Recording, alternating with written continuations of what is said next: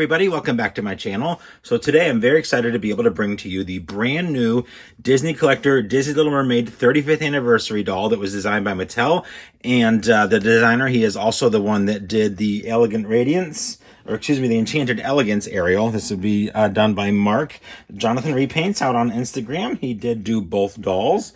So this one, amazing. Retail $49.99. We're going to take a quick look at her box. We're going to get her out. And as always, I want to know exactly what you guys think. All right, so we do have kind of this standard Mattel collector box where it's got the background that slides in the tabbed area here. Really, really nice. In silver, it says Disney The Little Mermaid. We got some sparkles on there to add to the already gloriously sparkleless dress. Sparkleless? Hey, I just invented a word. More sparkles there on the front there. Disney collector. Of course, you can see the gorgeous Ariel there.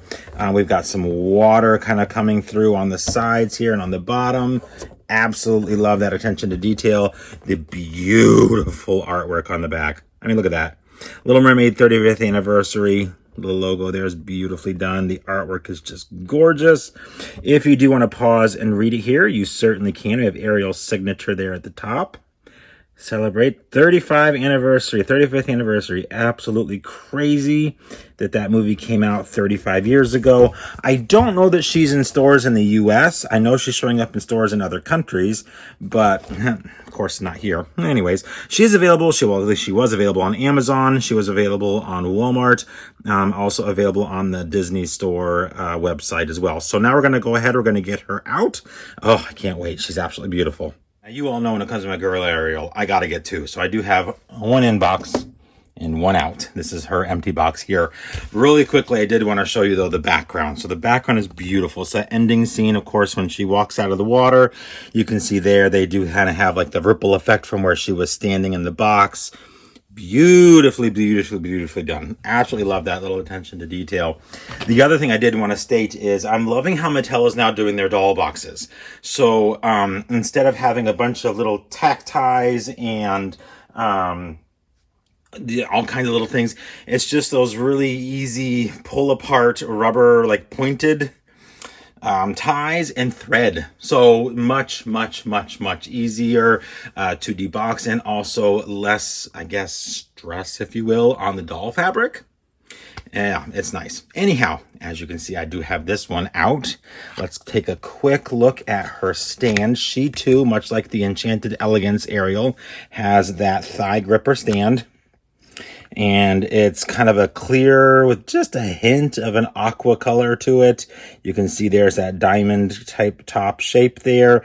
Disney logo, of course, there. And then whatever that little production number is, maybe, I'm not too sure. This one doesn't wobble as much as my Enchanted Elegance one. And of course, holds this Ariel beautifully.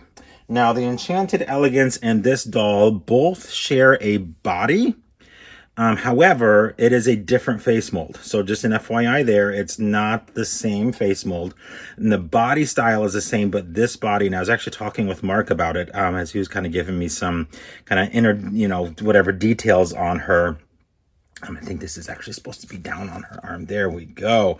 Her skin has kind of a pearlescent purple to it, FYI. So you can just kind of barely see it there. But anyhow, beautiful face mold. Her typical Ariel swoop there. I might pull mine out a little more to give it a little bit more gusto, like our beautiful princess normally has. She has this really nice long, well, I guess it's long, but mine's tightly curled, saran hair. There's quite a bit of product in there to keep that curl in the box. I will be washing mine to get that looking a little nicer than what it does.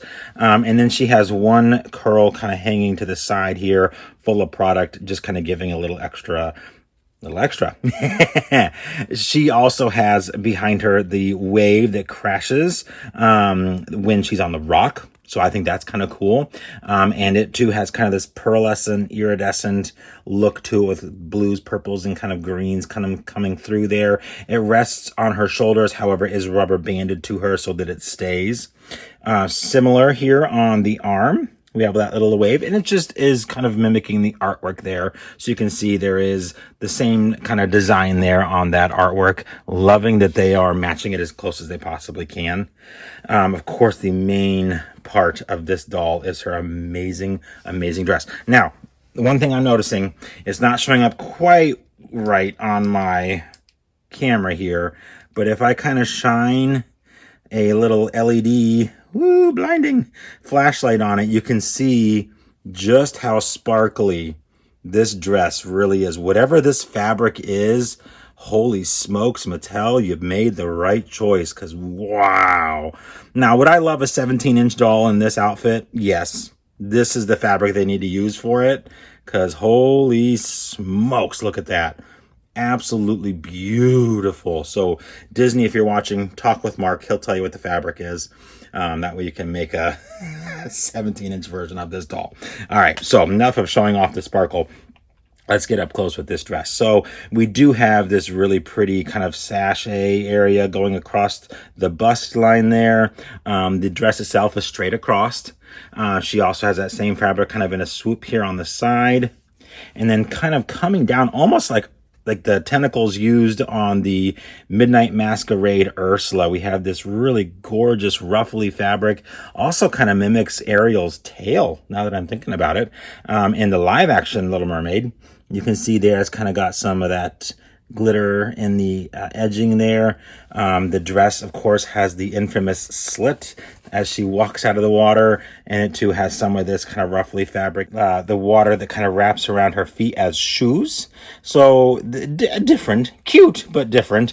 They don't quite, they're obviously, she's not going to be able to stand on those, but the inside is fully lined in a beautiful, soft, light purple, like a satin material.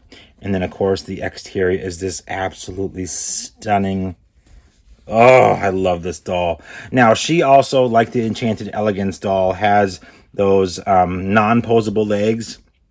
But it makes sense because when you... Here, I'm going to do it off camera so you guys don't have to see. When you pose her... Let me get her on the stand here. Obviously, you're going to want that one leg kind of sticking out. And let me get her kind of, there we go. And then back this up a little bit. It just looks absolutely perfect. Look at that.